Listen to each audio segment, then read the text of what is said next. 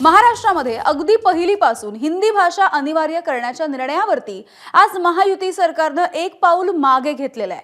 आधी हिंदीसाठी मैदानामध्ये उतरलेल्या मंत्र्यांच्या भाषा आज मंत्रिमंडळाच्या बैठकीनंतर बदललेली आहे। नव्या शैक्षणिक धोरणानुसार पहिलीपासून 3 भाषा असल्या तरी तिसरी भाषा हिंदीच हवी अशी सक्ती नसल्याचं आधी उद्योग मंत्री उदय सामंत यांनी सांगितलं आणि नंतर पत्रकार परिषद घेऊन शिक्षण मंत्री दादा भुसे यांनी हिंदी अनिवार्य नसल्याचं स्पष्ट केलंय।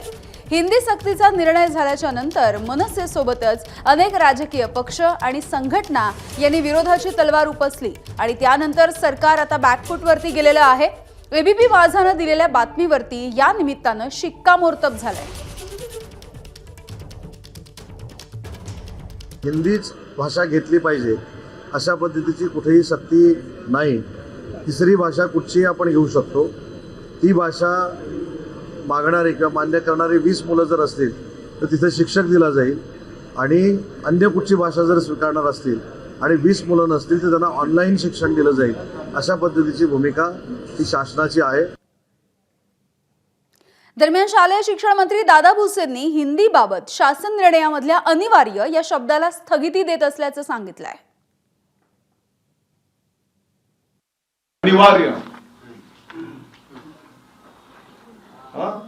अनिवार्य हा शब्दाला आम्ही स्थगिती करतो आहोत आणि यथावकाश नवीन शासन निर्णय मग वेगवेगळे जसं मी आता बोललो की तृतीय भाषा दुसरा कोण काय बोलत असेल मग तिथे विद्यार्थी संख्या किती त्याला शिकवणारा कोण आहे तर या संदर्भामध्ये सविस्तर अभ्यास करून त्याचा सुधारित शासन निर्णय निर्गमित केला पाहिजे। तर हिंदी भाषेच्या सक्तीवरून विरोधक, मराठी भाषेचे तज्ज्ञ, सामाजिक संस्था आणि भाषेचे अभ्यासक हे सगळे एकीकडे आक्रमक झालेत आणि असं असताना या हिंदीने सरकारमधल्या मंत्र्यांचीच दांडी उडाल्याचं बघायला मिळतंय।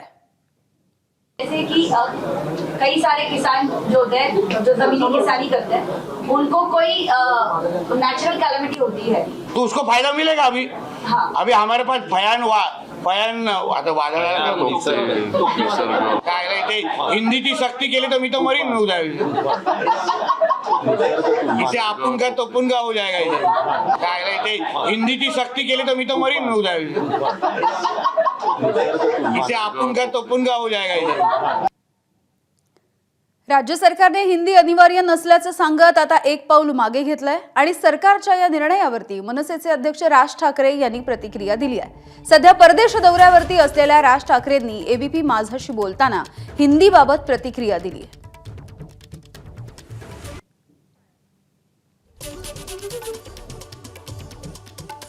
तर राज ठाकरे यांनी एक्सक्लुझिव्ह अशी प्रतिक्रिया दिली आहे। एबीपी माझाला त्यांनी काय म्हटलंय आपण बघतोय। सरकारने आधी विचार करून निर्णय घेतला असता तर आज माघार घेण्याची वेळ आली नसती,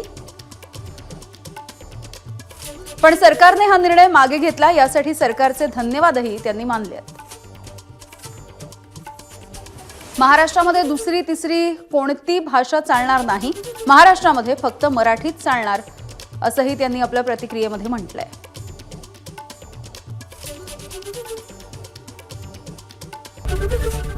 एबीपी माझा, उघडा डोळे बघा नीट।